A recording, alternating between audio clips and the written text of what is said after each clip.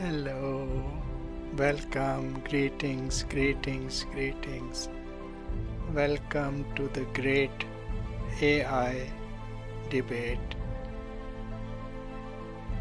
There is just a slight change that I will not be reading my script because I have problem with the teleprompter. I cannot synchronize with the speeds.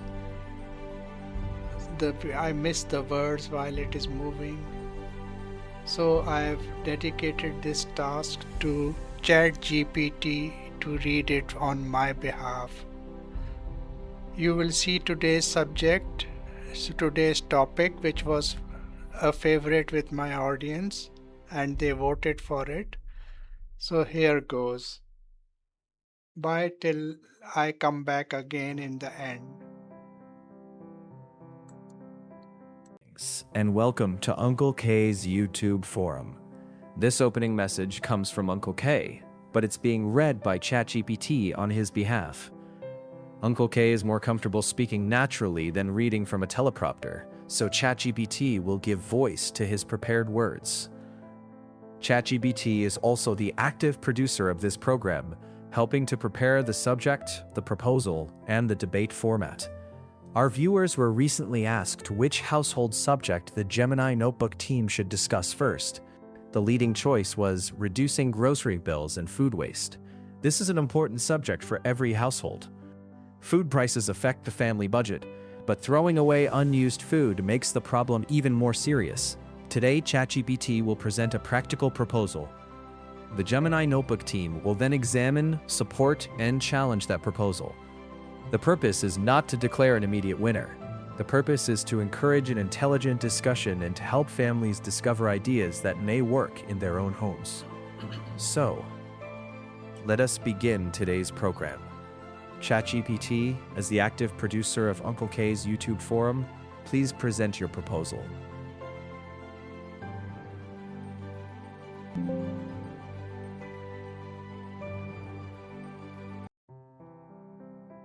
Greetings. As the active producer of Uncle K's YouTube forum, I present the following proposal.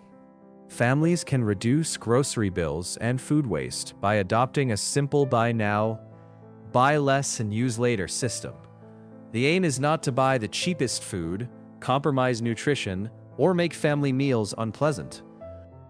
The aim is to stop paying for food that is purchased, stored, forgotten, and eventually thrown away. My proposal has 6 practical parts. First, check the home before shopping. Look in the refrigerator, freezer, and cupboards. Build the shopping list around what is already there. Second, the 2-part shopping list. 1 part for essentials, 1 part for optional items that are only purchased if truly needed and reasonably priced. This reduces impulse buying. Third, be very careful with special offers. A discount does not save money if the product is wasted. Only buy larger packs if you will certainly use them. Fourth, create an Eat This First section in the fridge. Items nearing expiry, opened packets, and cooked food should be visible and used first. Fifth, introduce a flexible leftovers meal once a week. Leftovers are not inferior food. They can become new dishes: soup, stir-fry, sandwiches, or a mixed dish. 6. Conduct a simple weekly waste check. Notice what was thrown away and why. Too much rice? Forgotten vegetables? Use that knowledge to adjust next week's plan. My central argument is this: reducing grocery costs does not begin with deprivation. It begins with attention. Families don't necessarily need complex apps or long spreadsheets. They need a clear list, sensible portions, better storage, and a habit of using what they have.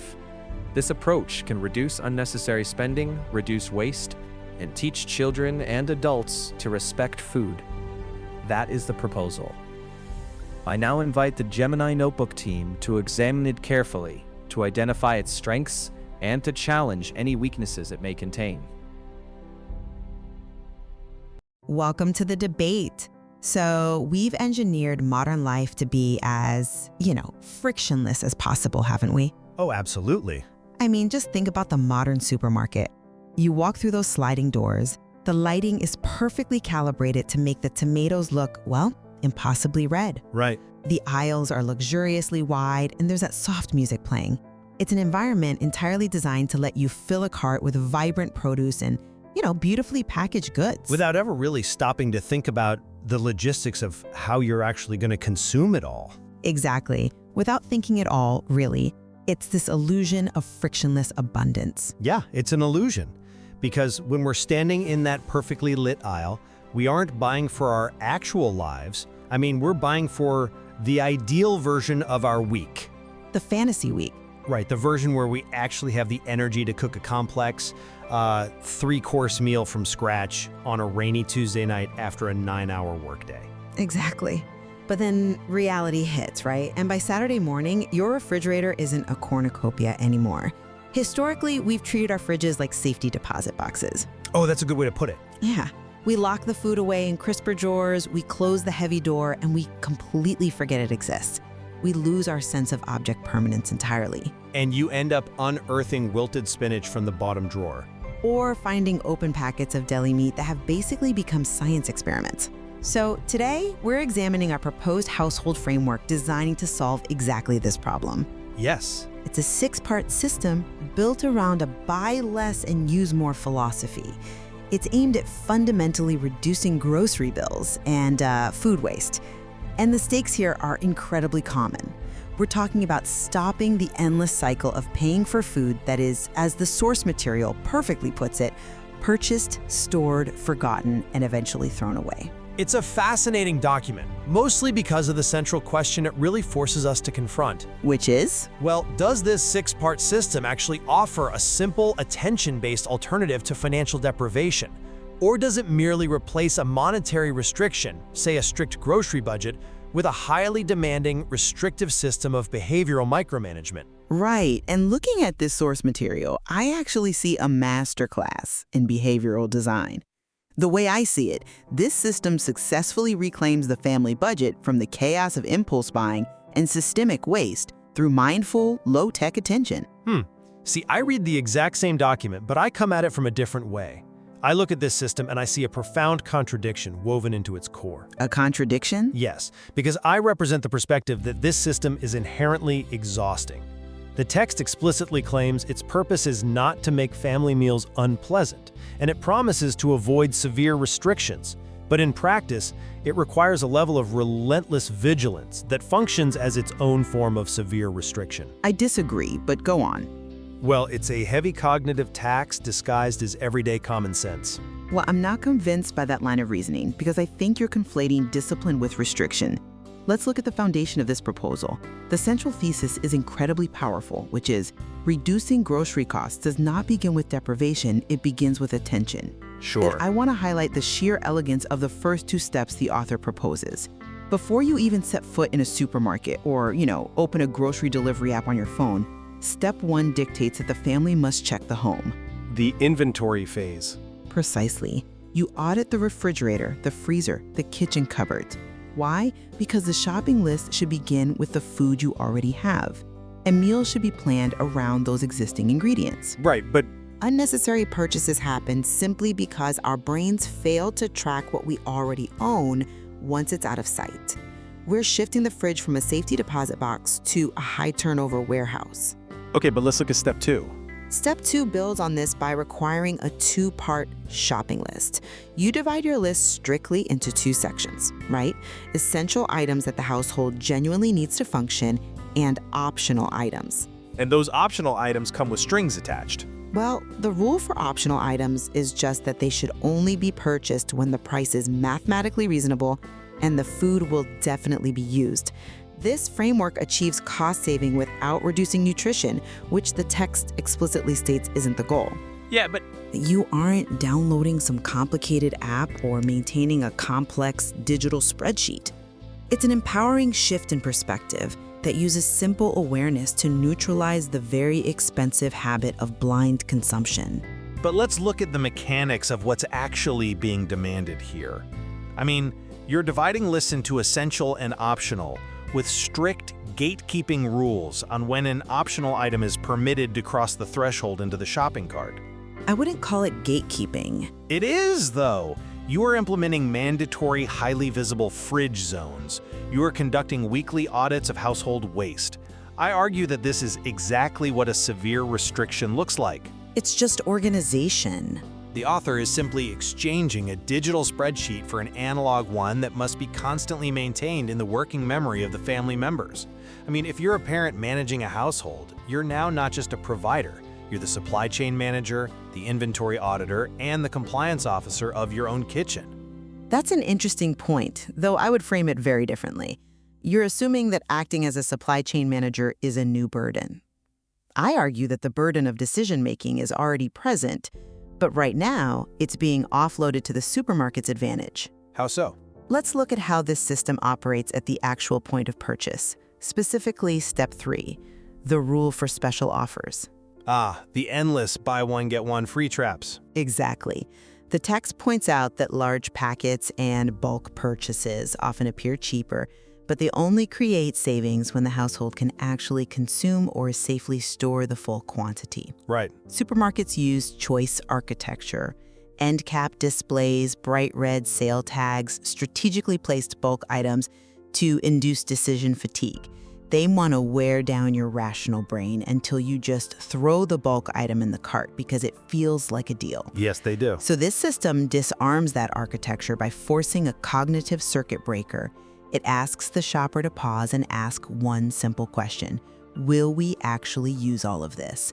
That's not an exhausting spreadsheet. It's a moment of pure attention to prevent the long-term waste of a bulk purchase that only seemed like a good idea under the fluorescent lights. That's a compelling argument, but have you considered the cumulative cognitive load of that circuit breaker? I think it's minimal. You're asking a shopper who is likely already managing the stress of a family budget, navigating crowded aisles, dodging other carts, and, managing tight time constraints to rigorously justify every single optional item or special offer.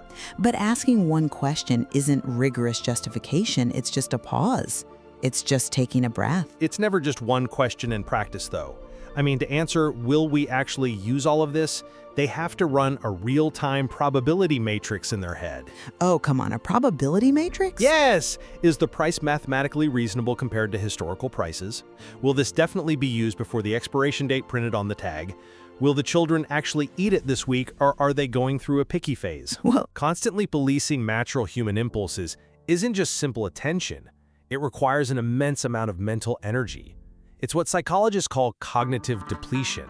I think you're overstating it a bit. When you force yourself to analyze the exact consumption timeline of a slightly discounted bag of apples, you're engaging in a highly restrictive behavioral paradigm. The fatigue that comes from that level of constant decision-making is very real. I mean, if you're listening to this on your commute right now, thinking about having to go home and catalog your pantry before you're allowed to order groceries, you're experiencing the exact friction I'm talking about. I see why you think that, but let me give you a different perspective. By asking, will we actually use all of this, you aren't taking on a new burden. You are shedding the burden of being manipulated. Manipulated by the supermarket, you mean? Yes. Yes, it takes cognitive energy to establish the habit in week 1. But checking the fridge before you shop becomes second nature. Asking that question at the BOGO display becomes a reflex, not a debate. You're taking back control. I suppose. But let's follow this food from the supermarkets into the home, because having that discipline in the aisle is one thing. How does this system hold up when it's time to actually eat? Right. I want to transition to Step 5, which is perhaps the most heavily debated part of the text, the flexible leftovers meal. Oh, yes. The mandatory weekly fridge clearing dinner. I think this is where the philosophy truly shines.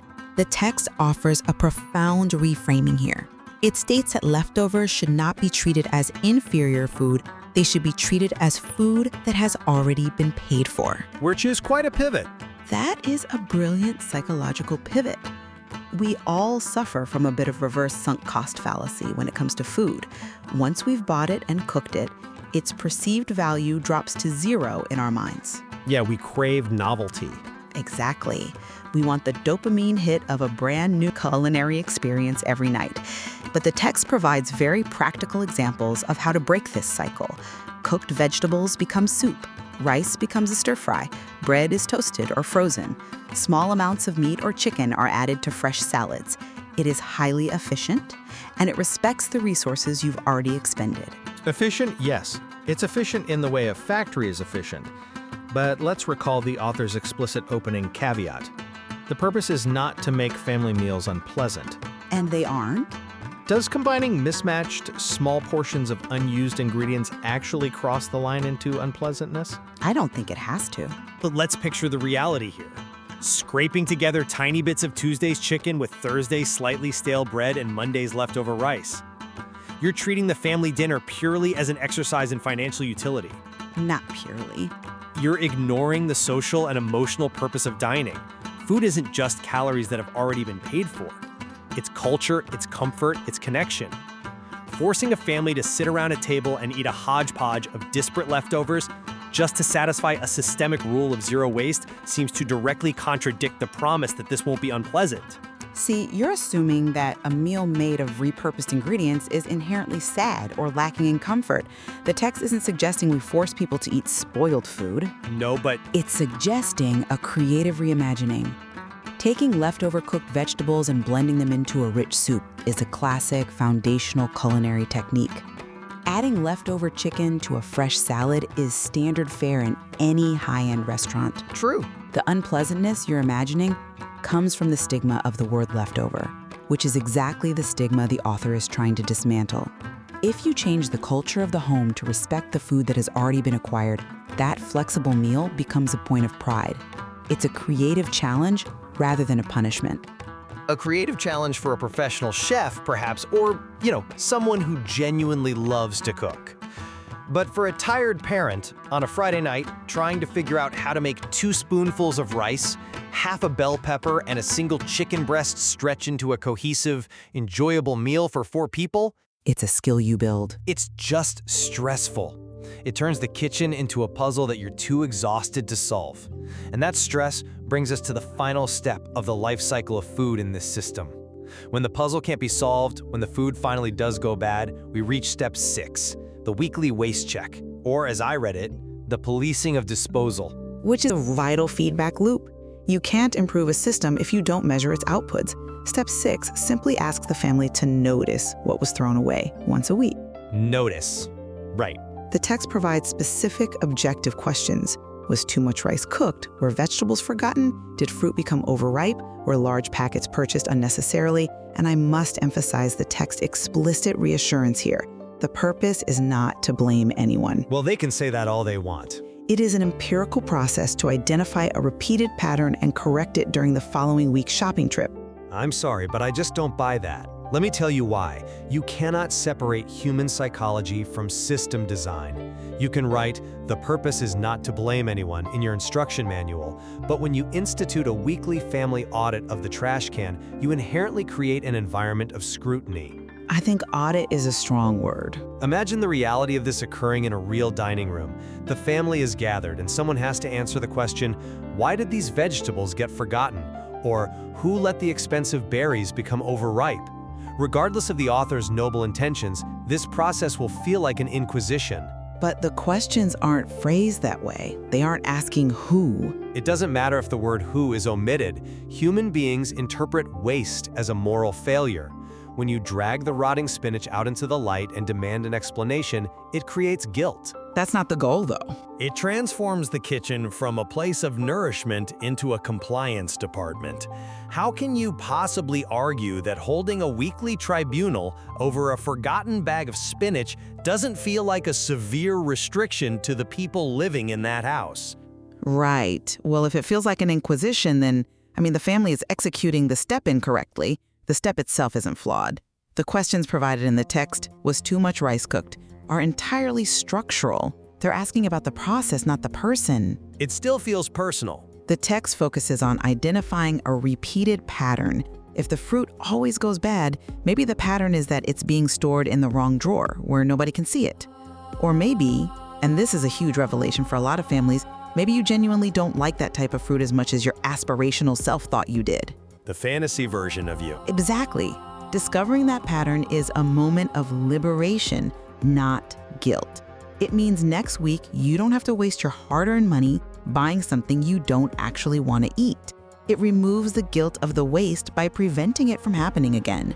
But the mechanism of prevention relies on constant systemic friction. I mean, we haven't even talked about the Eat This First section mentioned in Step 4. Oh, I love Step 4. The system mandates that every refrigerator must have a clearly visible section dedicated solely to older vegetables, opened packets, and items approaching their expiry dates. And family members are obligated to look at this section before opening something new. That just makes sense. Think about the friction that introduces into the simple, everyday act of getting a snack. A teenager comes home and wants an apple, but they must first evaluate the Eat This First section to see if there's an older, perhaps slightly bruised apple they are morally obligated to consume instead. The system relies on the heavy obligation of efficiency to drive behavior. I fundamentally disagree that it relies on obligation or guilt. It relies on visibility. The text clearly states, many unnecessary purchases happen because people do not remember what they already have. Right. The exact same psychological principle applies to consumption.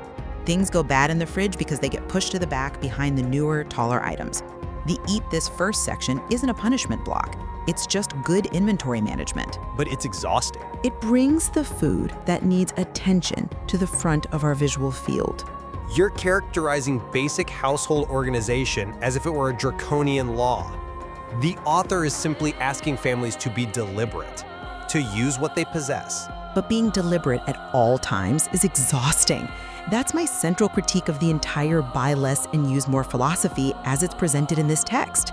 It operates on the flawed assumption that a family has infinite cognitive bandwidth to monitor their inventory, divide their lists into strict categories, interrogate their impulses at the special offers display, creatively repurpose their scraps into culinary triumphs, and then audit their own trash. I think you're making it sound harder than it is. The author argues that this is a simple alternative to deprivation, but I argue that time, cognitive energy, and the simple, frictionless joy of eating what you want when you want it are also precious resources. Depleting your mental energy to save a few dollars on the grocery bill is just trading financial deprivation for psychological deprivation. I think that's a slightly cynical view of our capacity for habit formation. Yes, a new system demands bandwidth initially.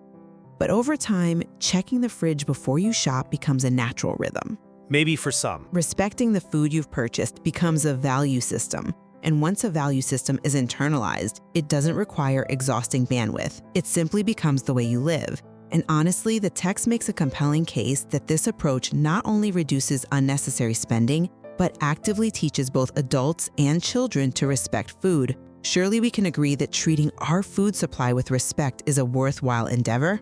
Oh, I absolutely agree with that. I don't disagree that teaching a household to respect food is a deeply worthy goal. And as we look at summarizing our positions today, I want to highlight that point of strong convergence between us, drawn directly from the source material. Right. The fundamental truth the author points out is completely undeniable. A staggering amount of food is simply purchased, stored, forgotten, and thrown away. The scale of that waste is a massive systemic failure, both economically for the family and ecologically for the world. It's a tremendous loss of resources at every level. Exactly.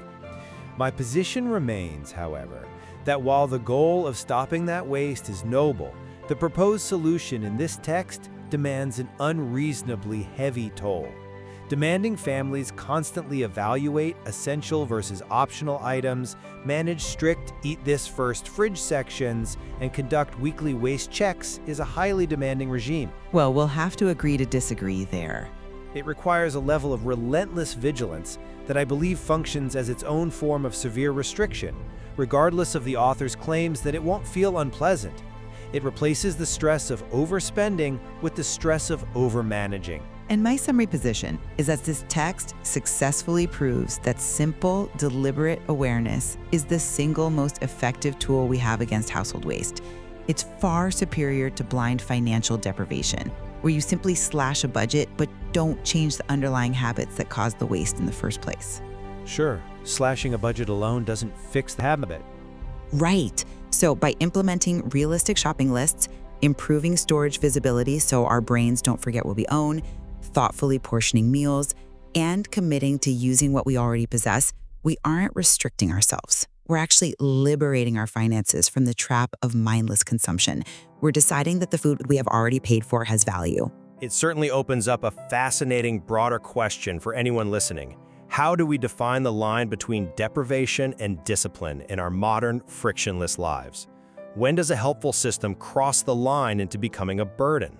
Indeed, because there's a vast psychological difference between not being able to afford something and choosing not to buy it because you're actively paying attention to what you already have. There is clearly much more to explore in how these behavioral mechanisms interact with the reality of family life. We'll leave it to our listeners to weigh the merits of the system and decide which perspective holds more weight for their own households. I'll say this. Next time you open the refrigerator door, the question is, what exactly are you looking at? Are you looking at a perfectly calibrated, high turnover system of respect for the food you've purchased? Or are you staring into an overgrown safety deposit box, wondering how you ended up with 3 open jars of the exact same mustard? Something to think about.